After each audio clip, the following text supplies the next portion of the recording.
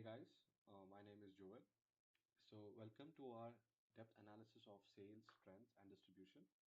So, in this video, we're going to explore the key insights on how our data sets are converts, like covering the transaction details regarding the sales distribution and the impact of the event or revenue. So, first, we're going to look at the transaction data from Amazon data. So we have taken they've given us various store locations, categories. We have sales amount. We also have something called as discount applied, event impact. So how the sales are impacting based on different locations, mediums, or also about how the inner dimensions of the categories works.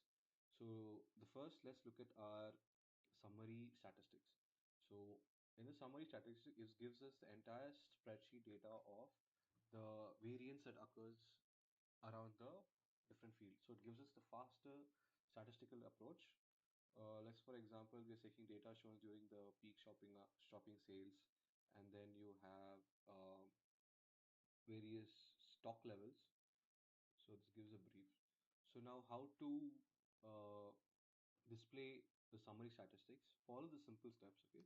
So in case you don't have the add-in for data analysis, you can actually go to search and then you have something called add-ins. So there you can add in as data analysis. You can find this slide. Now let's dive into how it's done. So click on data analysis from the data file, and then you have various analysis tool. Search for descriptive tool. So we have descriptive statistics, and you can press OK. Now you got to select the input range. From which range of data do you want, from the entire thing to this, and you have to select column, and output range should be from your present, and then you can click OK. So since I've already entered the data, so I don't have to do it again. So now we can get overall descriptive statistics of entire. We have mean, standard deviation, median, mode, sample variance, kurtosis, skewness, range, minimum, maximum, also sum and count. So that's it for this. Now let's come to the next sheet. So in the next sheet, we have, just a second, yeah, we have the distribution analysis of the various things. Okay. So first, let's come to how we have taken this chart using pivot table. So from this sales distribution analysis, we get to find the product category and the sales amount. So we're taking the categories into axis and values are sum of amount. So according to this data, we see that there is, one second, yeah, there is high product sales amount at pharmacy at pharmacy. So that's what it shows using the pie chart. I mean, sorry, this is the using the bar chart. And then we have stock level analysis. So in stock level analysis, we're able to find the, yeah, we're able to find the store location as based on how it filters to the product category. For example, let's take for, it says that household has the highest store location based on different countries. So we have Germany, India, Mexico, UK, and US. So sharing that household has the highest store locations in different countries, different locations. Okay. And then we have seasonal demand trends.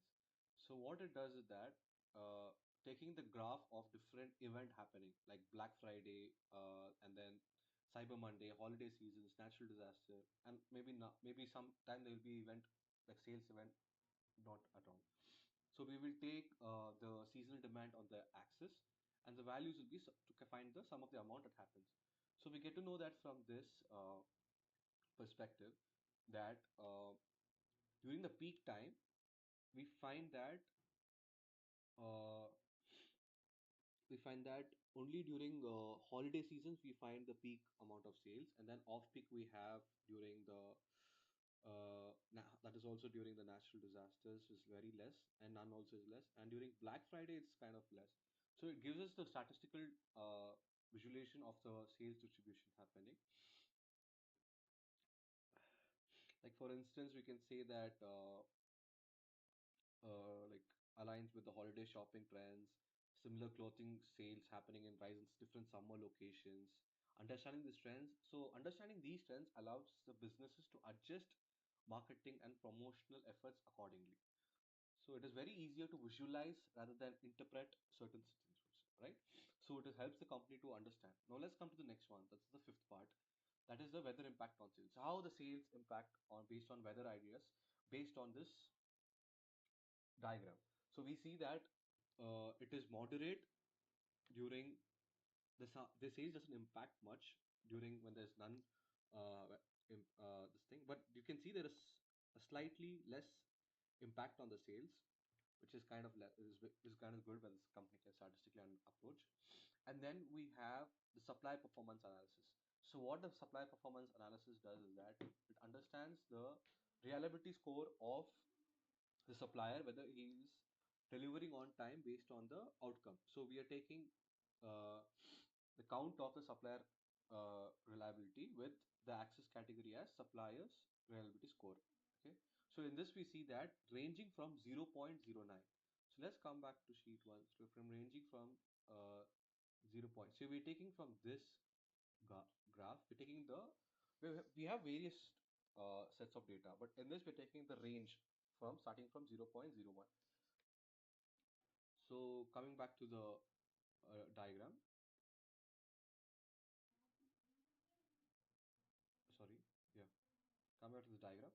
So we see that from the starting range of 0.1 to 1.1, there's short reliability score, but you can see from 0.7 to 0.9, there's highest reliability score rate. So now let's come to the next question, that is the seventh one. So event-based sales analysis. So this is taken from the event and the sales aspect of view, where how the event impacts according to the sales. Okay, so we can see that the less like the least is none, because most of the sales impact during Cyber Monday, Black Friday, holidays, and natural disasters. And next we have spoilage rate analysis. So what is spoilage rate analysis? It is the correlation between the product and the spoilage rate. For example, let's see pharmaceutical companies. So the number of time you keep it on the shelf life is actually highest. So it spoils more. It has the highest spoilage rate. And next is customer buying patterns. So in customer buying patterns, we understand that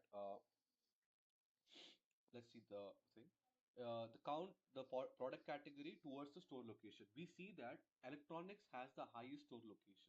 So we're able to interpret based on this market analysis by given from the Amazon data, right? And next we have the delivery time performance. It helps the company track where the location is faster delivery and which has the least highest delivery delays. Okay, excuse me. So yeah, the graph shows that Canada has the highest delivery time hours, or providing up to 13,400 hours, 13,264 hours of time. So it shows that and you can see it's just like a small variation, because other countries have this.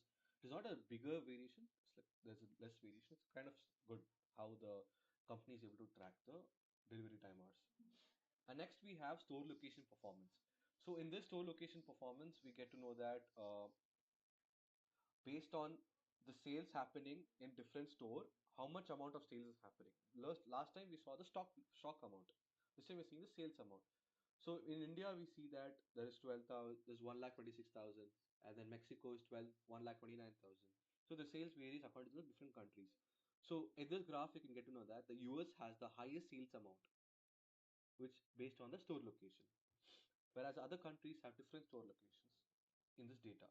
So comparatively, what we understand is that rather than getting into these large like files or Excel data, it's really hard to interpret which has the. So we can see around more than I can say 15,000 data, right? So it's very hard to track. So what does this business analytic tools help in Excel? That it helps us to track, interpret, and arrange and sort and give information towards the users, like how it can helpful.